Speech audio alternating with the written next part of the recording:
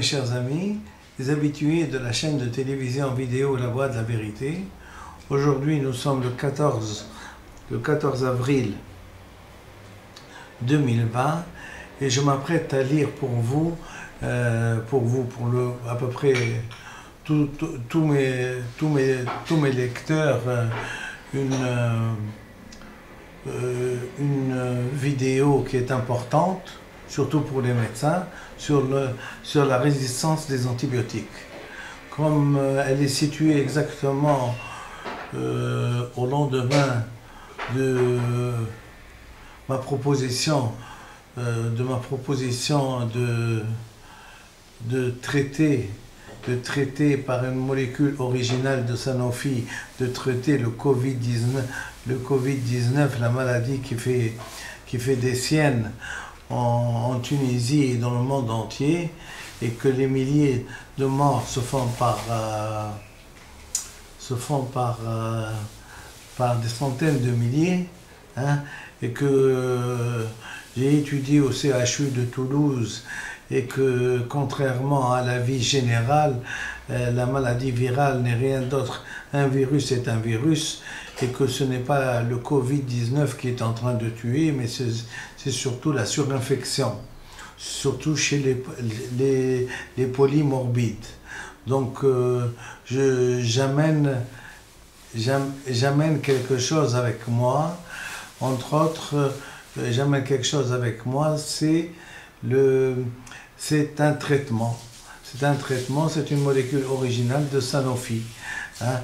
Donc c'est une molécule originale de Sanofi, dont l'histoire, je n'ai rien à cacher.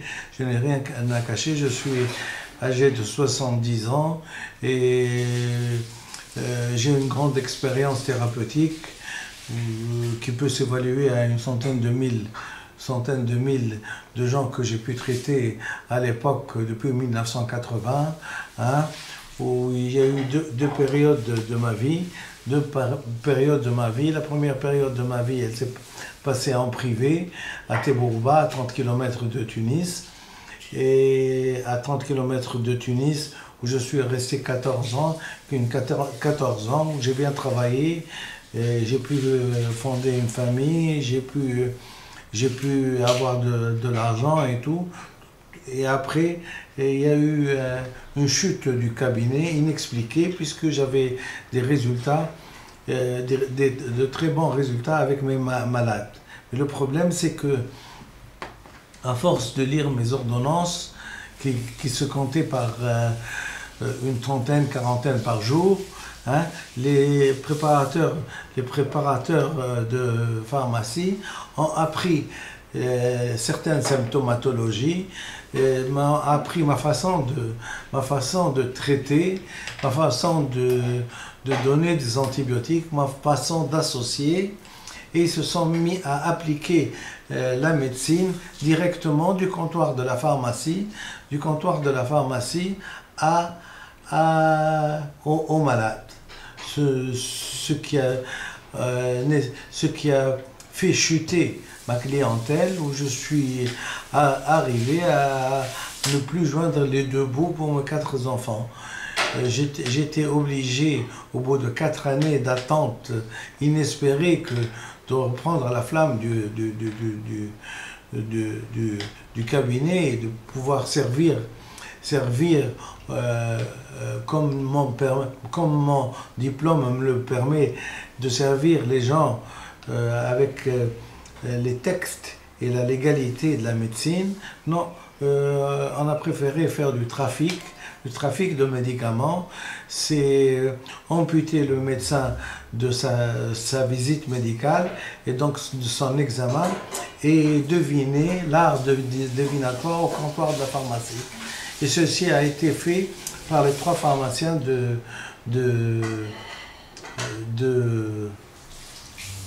Tebourba, où je n'ai pas honte de le dire, puisque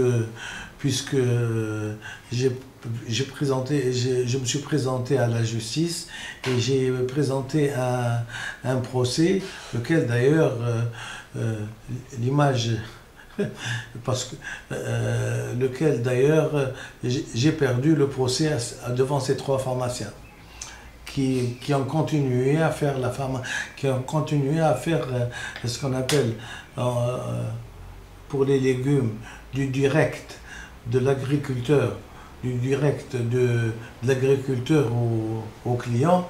Eux, ils font du direct de la pharmacie au malade. Vous voyez à peu près ce que je veux dire. Ce qui fait que je n'ai plus travaillé et donc j'étais obligé, pour faire nourrir mes 4 enfants, d'aller de presque mendier une place au ministère de la Santé publique. Et donc j'ai un ministre dont je lui tiens gré, M. Hedi Memheni, m'a trouvé une place, d'abord à Mjezelbeb, où j'ai passé 3 années, après du côté de la banlieue sud, c'est-à-dire à Mamlif, à Mamplage, et en dernier, j'ai passé 4 années à Rades. Voilà à peu près l'itinéraire de ma vie. Ceci dit, étant donné que je suis toujours intéressé par la recherche et par la recherche des médicaments, par la recherche des médicaments les plus efficaces contre bien sûr les traitements, contre tous les traitements et contre toutes les maladies et contre l'antibiorésistance. D'ailleurs, c'est ça ce qui m'a poussé à me présenter à la justice contre les pharmaciens, puisque quand on se met à donner des médicaments, quand on se met à donner des médicaments à tort et à travers sans connaître la pathologie, c'est-à-dire on fait de l'abusif. Et l'antibiothérapie, l'antibiothérapie dans les maladies infectieuses, elle est très sélective. Elle est très sélective. Quand vous vous mettez à viser toute la pathologie, vous sélectionnez les germes. Et à force de sélectionner les germes, à force de donner des antibiotiques sans antibiogramme et au pifomètre, c'est-à-dire sans connaître la pathologie, sans savoir où gîte le germe ou le site du germe, vous finissez bien sûr par sélectionner les germes et 6 ans ou 7 ans après, vous avez 6 ans ou 7 ans ou même 10 ans après, vous avez ce qu'on appelle le résultat de votre malveillance, de votre escroquerie devant les malades, par une justice divine. Puisque une justice divine, comment ça? Eh bien, les germes se sont sélectionnés et on est arrivé à la sélection d'un germe, qui est presque résistant à tous les antibiotiques. Et d'autant plus que le terrain est défavorable, c'est-à-dire que soit un sujet assez âgé, c'est-à-dire avec une déficience de l'immunité, puisqu'il est âgé, un peu déficient de l'immunité, soit qu'il est polymorbide, c'est-à-dire qu'il est diabétique ou un petit peu obèse ou un petit peu diabétique ou un petit peu obèse ou hypertendu. Et il se trouve, je ne sais pas si la coïncidence fait bien les choses, mais cette maladie métabolique du siècle, qu'on appelle métabolique, d'ailleurs, ces trois symptômes, je les ai cumulés. Ce qui fait qu'un jour, je suis tombé sur une résistance, ce qui m'a obligé sur une résistance, que j'ai diagnostiquée, bien sûr, ce qui m'a obligé d'aller voir un médecin et de là commencer à faire de la recherche pour savoir comment traiter les résistances aux antibiotiques. Et ce qui fait que quand il y a eu cette épidémie de Covid-19, j'ai pu, en ayant vécu médecin et malade, c'est-à-dire une expérience unique où vous pouvez vous pouvez, comment dirais-je, vous pouvez vérifier sur vous-même votre pathologie, si elle est régressive ou non. Le problème de tout médecin, c'est de donner des molécules qui sont efficaces. Parce que si vous n'êtes pas efficace, par exemple chez un vieux, vous le faites arriver. Si par exemple vous utilisez la méthode Coué, qui est préconisée dans cette épidémie. Hein? Bonjour monsieur, qu'est-ce que vous avez? Un peu de fièvre, je tousse un petit peu, je me sens un petit peu fatigué. Non, ce n'est rien, ne vous en faites pas, enfermez-vous dans votre chambre et ça va y aller. Vous prenez un peu de Doliprane et ça ira. Or, malheureusement, c'est la méthode Coué. C'est-à-dire que d'heure en heure, de minute en minute, la méthode Coué, de minute en minute, d'heure en heure, de jour en jour, vous irez toujours mieux. Or, il se trouve que la méthode Coué, dans ce cas-là, ils ne se sont pas améliorés. Bien au contraire, ils se sont retrouvés en réanimation, intubés. Or, quand tu arrives, le tournant de cette maladie du coronavirus, quand tu arrives à la réanimation, ce qui se situe vers le 6e, 7e jour de l'évolution, hein, vous êtes d'abord dans un sale état, hein, puisque la fièvre n'a pas baissé.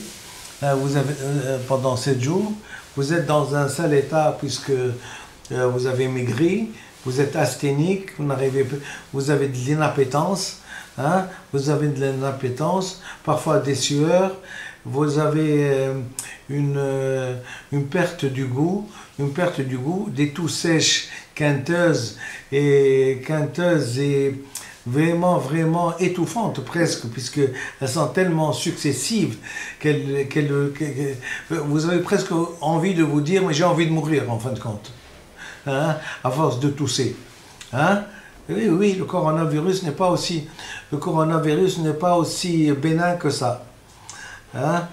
Et d'autant plus que le coronavirus, d'abord, il est contagieux par les mains, il est contagieux par les postillons qu'on jette, et il est contagieux par le nez aussi. Ce qui fait que pour avoir une signature du coronavirus, on fait des ponctions au niveau du nez. Hein, la PBR, je crois, ou un truc comme ça. On fait rentrer un écouvillon et on enlève un petit peu, on fait une ponction, on voit si le virus est là-bas ou pas. Hein? Donc il faut un examen électronique avec voir le génome et voir s'il est infecté ou non. Ici, comme on n'a pas de microscope électronique, on fait l'écouvillon quand même et on dit s'il y a des germes ou pas, positifs ou négatifs. Mais en fin de compte, on ne voit pas parce que pour avoir la signature du virus, hein, il faut un microscope électronique parce que c'est beaucoup plus petit qu'une bactérie. C'est une centaine de fois plus petit qu'une bactérie. Et un virus ne vit pas tout seul. Il faut qu'il rentre dans une cellule vivante, hein, pour qu'il puisse se multiplier. Et d'ailleurs, le résultat de tout ça, c'est qu'il détruit la cellule, puisqu'il s'alimente par les constituants de la cellule.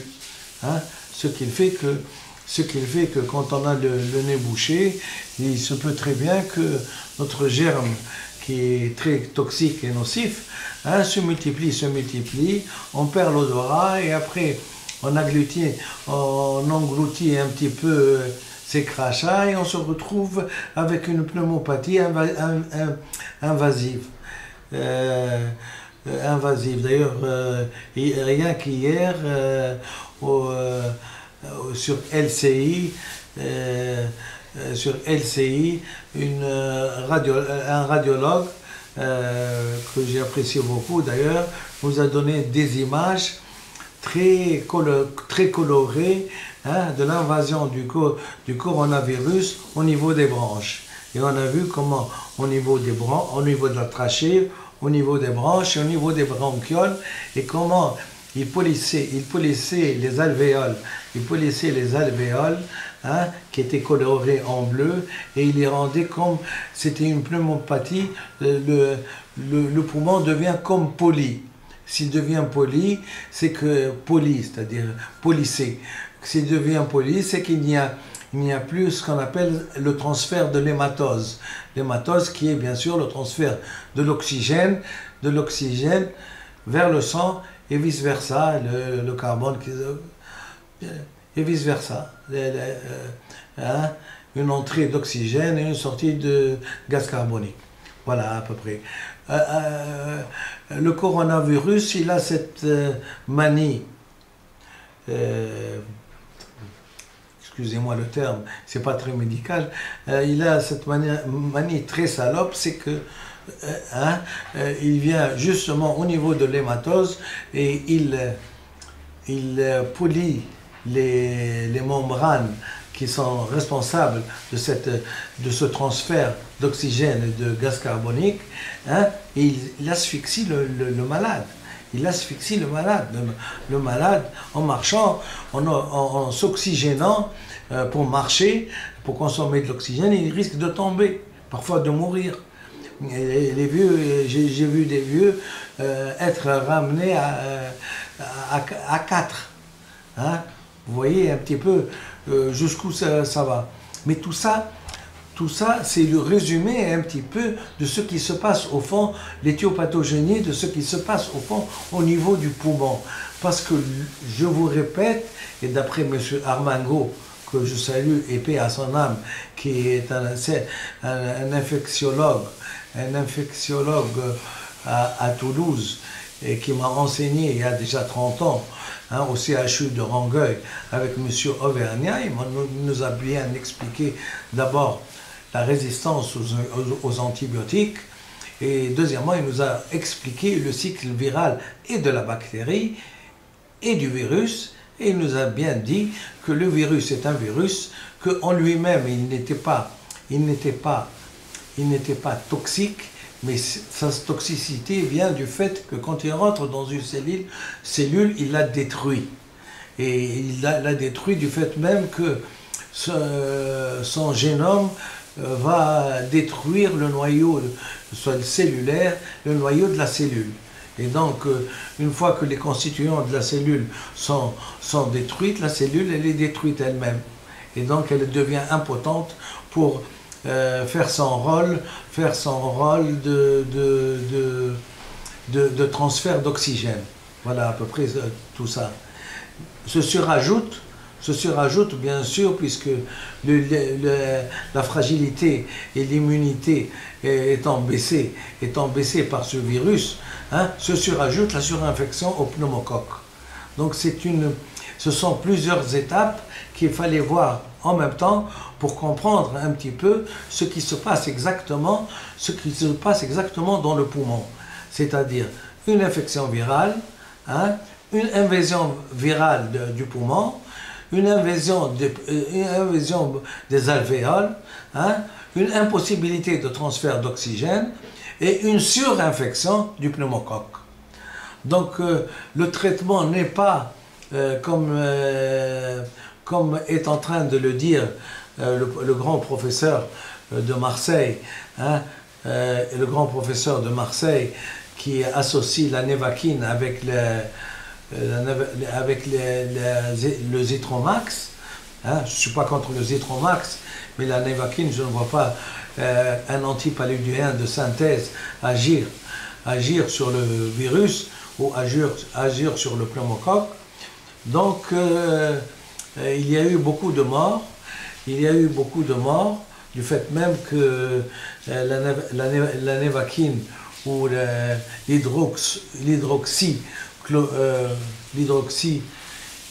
l'hydroxyquinine est un médicament antipaludéen de synthèse qui agit aussi sur la conduction cardiaque, il a fait déjà des arythmies du type grave, du type tachycardie ventriculaire et tachycardie auriculaire et mort subite. Donc, pour ma part, j'ai examiné tout, j'ai vu tout ce qui s'est passé et j'ai attendu le dernier moment j'ai attendu le dernier moment parce que, à force de voir, je souffre moi quand je vois des gens qui sont dans un tombeau et qui ne méritaient pas d'être dans un tombeau. Après une déplétion des iPads en France, après des milliers de morts et tout, et ce n'est pas par sadisme que je ne voulais pas parler, parce qu'après tout, je n'ai aucun média qui m'organise des discours à la Macron. Vous comprenez très bien que, en tant que médecin, je n'ai pas le pouvoir des médias. Donc, après tout ça, mais j'ai un pouvoir scientifique. Après avoir tout, excusez-moi le terme, tout ce carnaval, après avoir vu tout ce carnaval, j'ai décidé de présenter ma molécule qui n'est rien d'autre que le Tavernic, qui est un médicament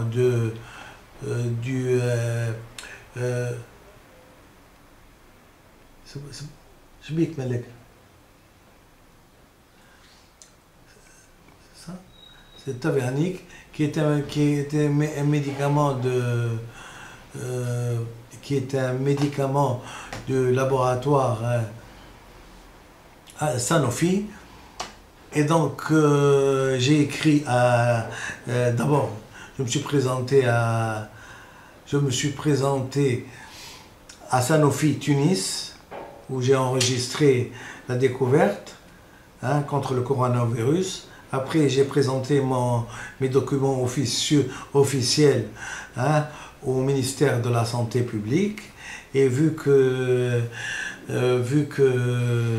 il y a eu des retards où ils ne m'ont même pas répondu, où ils ont dû enregistrer ça, j'ai écrit directement à l'OMS. Et merci pour l'OMS parce que l'OMS a pris soin de me répondre pour me dire votre médicament est en cours d'essai et on vous répondra incessamment. Donc voilà un petit peu le résumé et de ma vie et de mon histoire personnelle avec les antibiotiques et personnelle avec les antibiotiques et l'antibiothérapie et la résistance aux antibiotiques. Tout ça pour dire et encore pour citer M. Auvergnat, parce que sa leçon, j'ai 70 ans, mais sa leçon m'est restée dans la tête comme ancrée, comme enregistrée sur le marbre. Enregistrée sur le marbre, parce qu'il a parlé de résistance des antibiotiques en disant les 10 commandements des antibiotiques. Et de toute ma vie, j'ai dit que j'avais fait une centaine de mille, je ne sais pas, peut-être 1000 ou 2000 malades, ou peut-être un peu moins malades guéris. Les antibiotiques sont restés toujours dans ma tête. Et chaque fois que je prescris, c'est toujours monsieur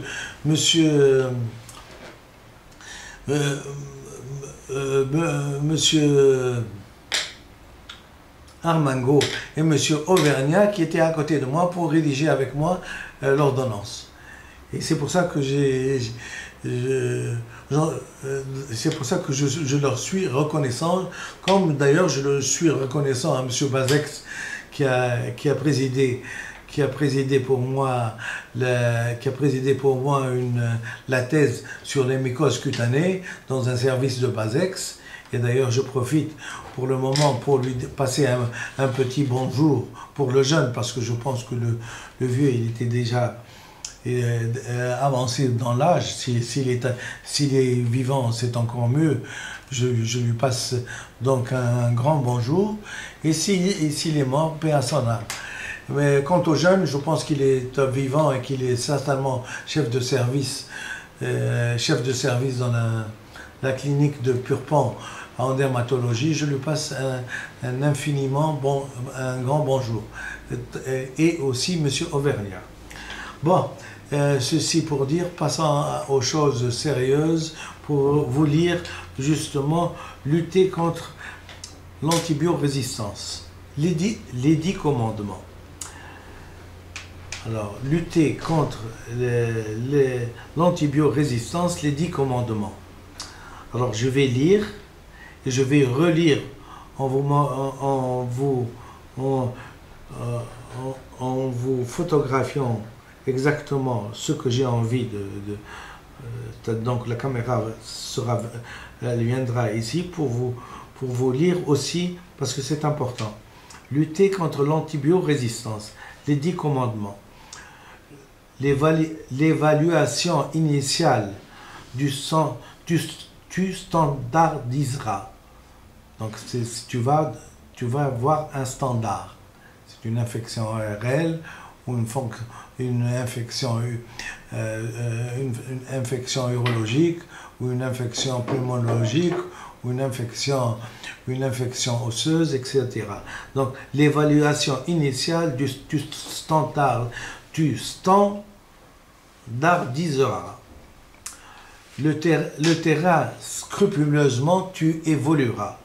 Le terrain, on est obligé de savoir si le monsieur, dès que vous le voyez, vous le situez à son âge. Si c'est un vieux, si c'est un jeune, si c'est un très jeune ou si c'est un bébé. Le terrain, scrupuleusement, tu évolueras. L'imputabilité microbienne, tu analyseras. Et la documentation bactérienne adaptée, tu tenteras. Et la documentation adaptée, la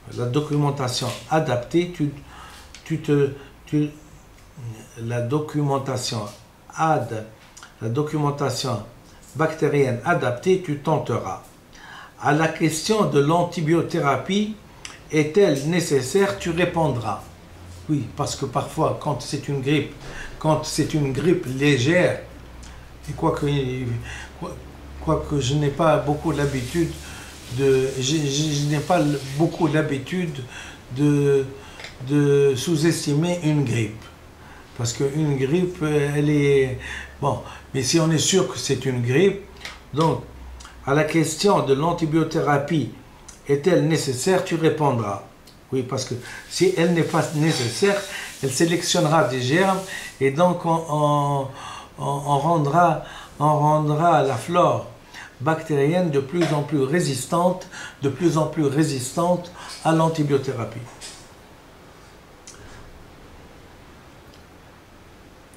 Tu répondras aussi indispensable la réévaluation à 24-72 heures, tu réaliseras. Exactement, il faut toujours, et c'est pour moi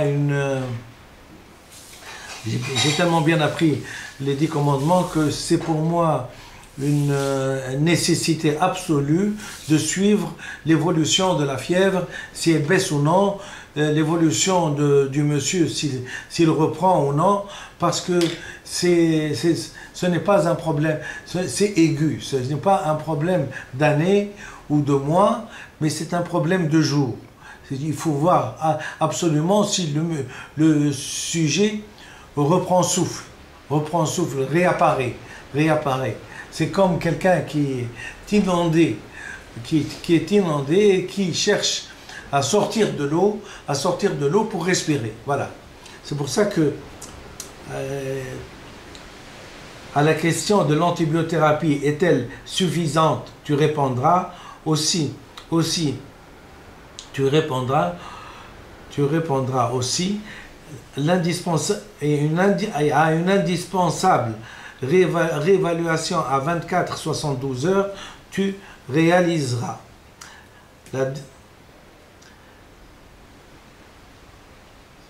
La déscalade orale, tu en viseras à bon escient. Oui, parce que quand tu as une antibiothérapie, tu prends une antibiothérapie, il se peut que tu prescrives une dizaine de jours.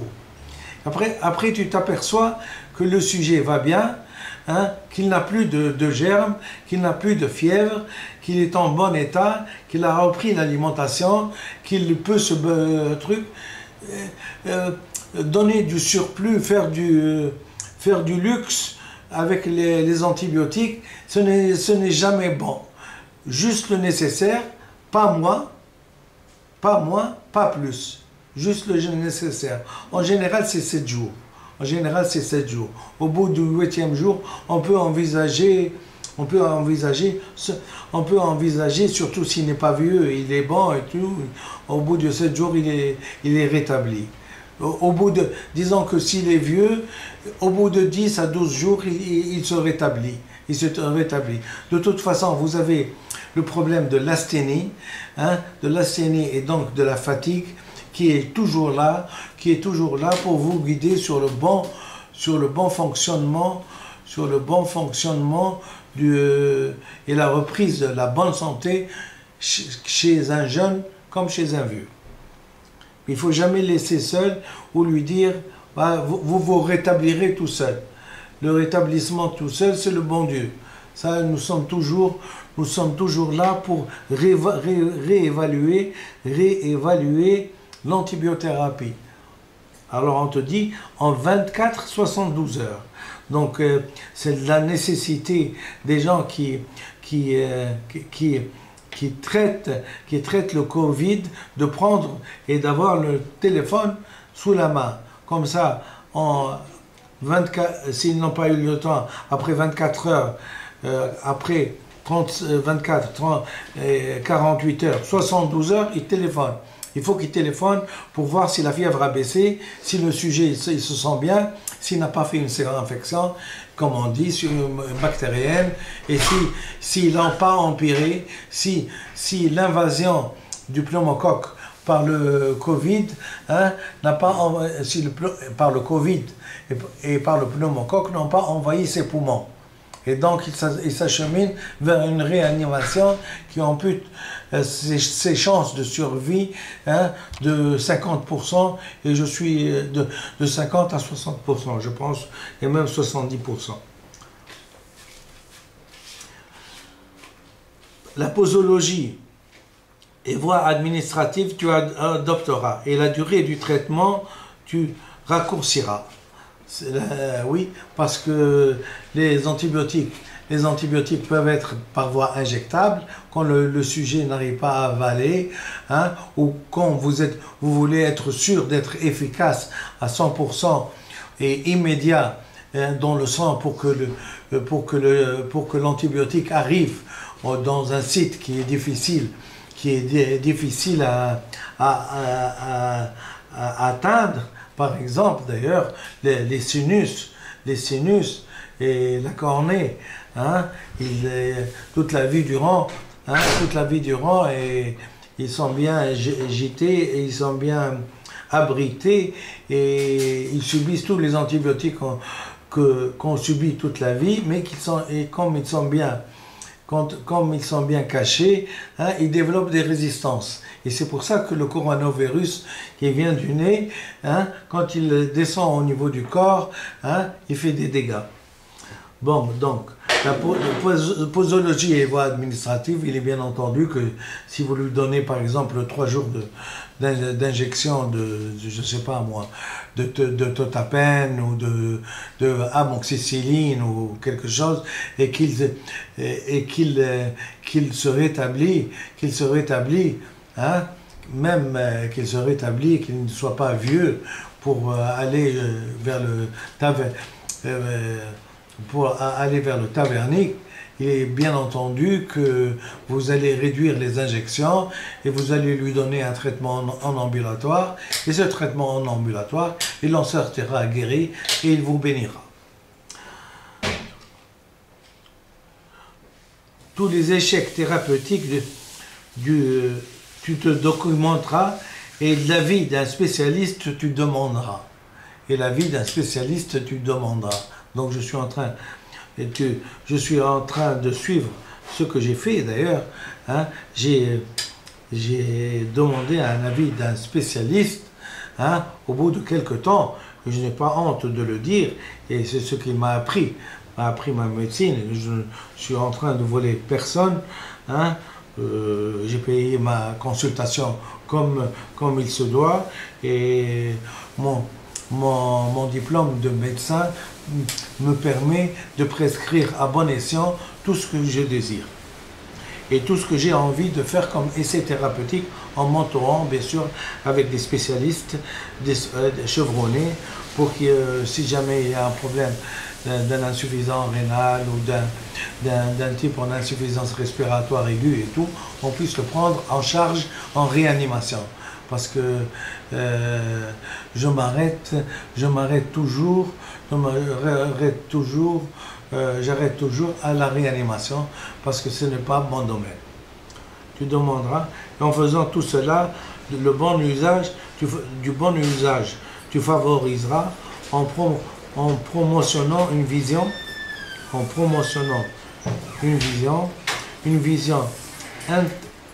intégrative de la pathologie, en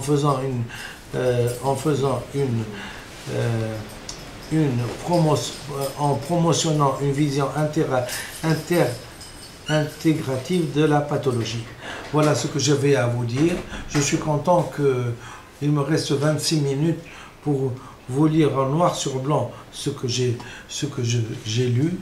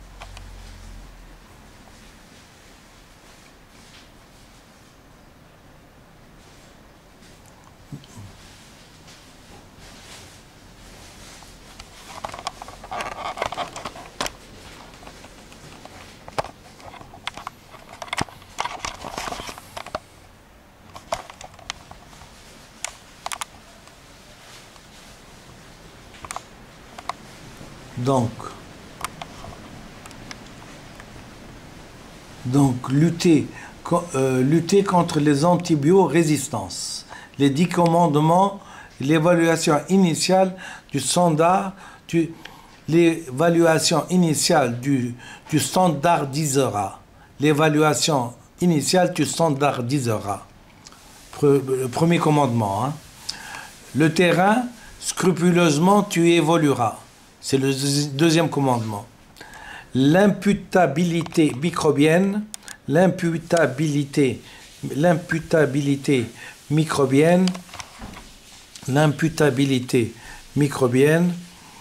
tu analyseras.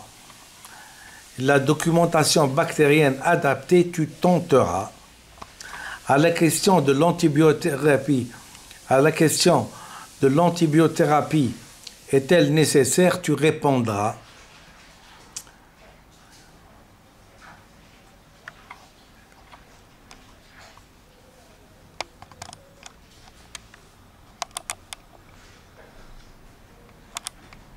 À la question de l'antibiothérapie nécessaire, tu répondras. Donc je répète, les 10 commandements. Le premier commandement, c'est l'évaluation initiale, tu standardiseras. Le terrain scrupuleusement, tu évalueras. L'imputabilité microbienne, tu analyseras. la documentation bactérienne adaptée, tu tenteras. À la question de l'antibiothérapie nécessaire, tu répondras. Et à la question l'antibiothérapie est-elle suffisante, tu répondras. Oui, parce que si tu vas guérir avec du perlimpinpin, comme dirait l'autre, comme dirait l'autre, hein, tu ne guériras personne. Il faut donner la dose qu'il faut, hein, en fonction du poids, en fonction de l'âge, en fonction s'il a une insuffisance rénale ou pas, et en fonction de tous ces paramètres-là que tu dois évoluer. À la question de l'antibiothérapie, est-elle nécessaire? Tu répondras. À la question de l'antibiothérapie, est-elle suffisante? Tu répondras. L'indispensable réévaluation à 24-72 heures, tu réaliseras. Donc, la nécessité du contrôle de l'antibiothérapie, tu feras. La désescalade, tu en viseras à bon escient. Désescalade, il sous-entend bien sûr l'antibiothérapie. À posologie et voie l'administration, tu adopteras. En général, voie intraveineuse et voie injectable au début, et après une reprise par la voie orale, tu raccourciras. Tous les échecs thérapeutiques,